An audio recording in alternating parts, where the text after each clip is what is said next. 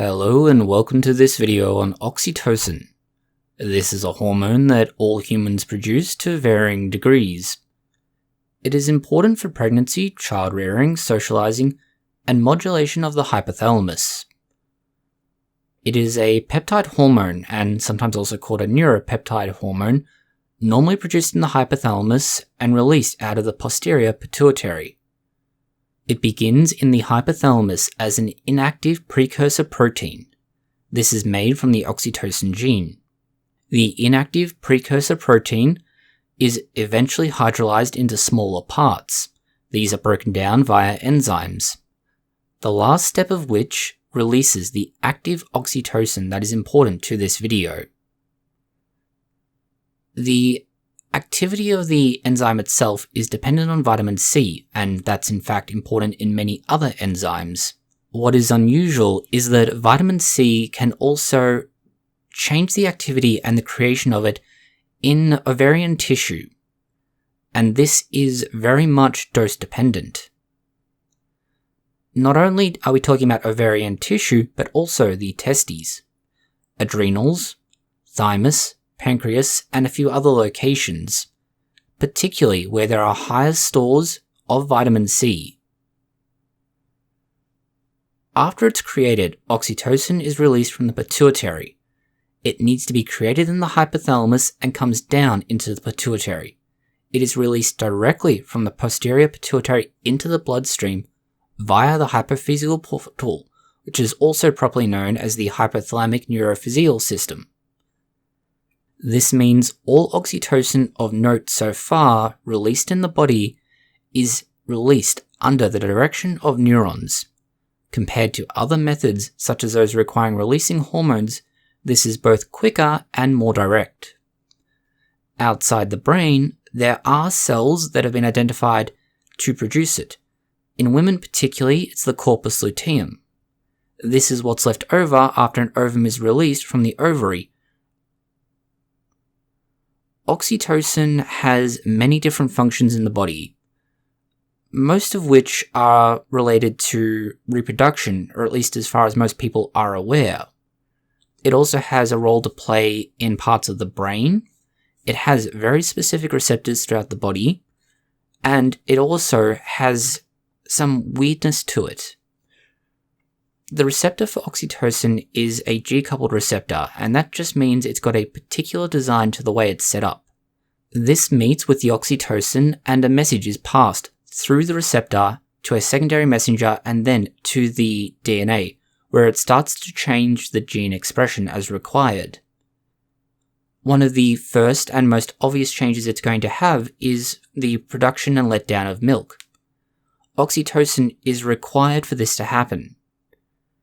The oxytocin cycle roughly follows stimulation of the nipple, a signal to the brain indicating sensation, then an impulse sent to the hypothalamus to release the oxytocin, that's then released via the pituitary, and it travels down to the nipple, where it then stimulates the lactiferous ducts. These then release milk. This occurs in a burst fire manner, where you have periods where it's released, then nothing, and then released again. This compares to childbirthing, where oxytocin is very important for uterine contraction. If there was neurological control over childbirth, the normal impulse would be to stop the thing causing pain, which is giving birth to a child. The reality is that if that happened, the species would die out very quickly. In order to overcome the barrier of the sensation of pain of childbirth, the hormone must be released into the body, and there is a continuous positive feedback loop of the head pushing against the cervix, causing a sensation to travel to the brain, releasing oxytocin.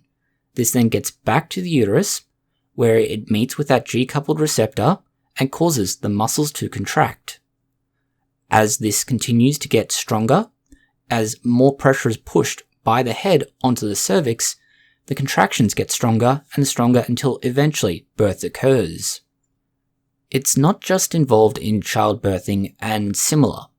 There is behavioral and psychological relationships between oxytocin and various diagnoses, such as autism. It's thought that autism, and specifically the oxytocin receptor gene, could play a role in how exactly it comes about. It's also possible that different kinds of methylation of that same gene could alter its expression and activity. Therefore, by giving someone oxytocin, or possibly by altering this gene, the effects of autism could be diminished. One of the behavioral changes is that oxytocin increases maternal behaviour, and so without oxytocin, animals that have been studied don't have the same sort of maternal behaviours that you would expect to see. Examples of this include the interaction of mothers and children, and that oxytocin involves itself in the initiation of the interaction, but not sustaining the interaction.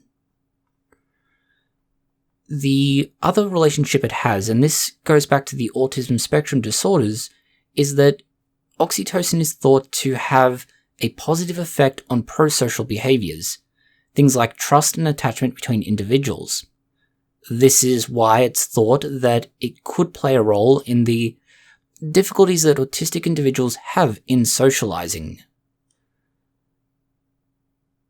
The other side to this, though, is that oxytocin has a modulating effect on fear and anxiety.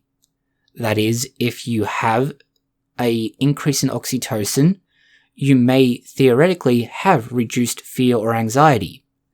This would mean that those who lack a sense of danger could in fact have some sort of variation in this at a genetic level or at a physiological level. At a social level, it's thought that having this vary based on the amount of the hormone circulating could help to keep the species alive by ensuring that close-knit communities stay closely knit, while outsiders are given a degree of suspicion until they prove themselves. This is supported by other evidence that when you look at generosity, oxytocin increases it by 80%, but it doesn't have an effect on altruism. It does have a relationship to trust, and this again goes back to the possible role of it in terms of evolution and social structure. If you have emotional stress, the role of oxytocin is to help cement that within the brain. Not only does it cement the emotional stress, but it could also cement emotionally positive events. So this could be something incredibly unpleasant or pleasant.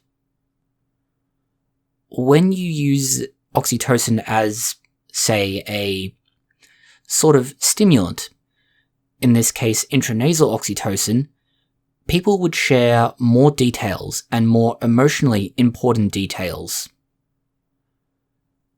It also has an effect on the perception of trustworthiness.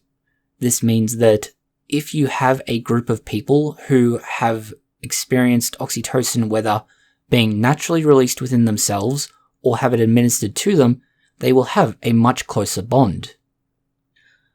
Oxytocin is a very effective and simple hormone in the body at first glance. Its major roles are well known and recognized as far as reproduction and motherhood go. The less well known and recognized effects of oxytocin are both more interesting and possibly more impactful in both good and bad ways. Whether that is from a social perspective and how people interact and establish trust. How events in your life, good or bad, have affected you and will continue to affect you. And somewhat more importantly, how you treat inside and outside group members. Thank you for watching this video. If you found it interesting, consider liking, sharing, and subscribing. Please post any comments, questions, or suggestions that you have below.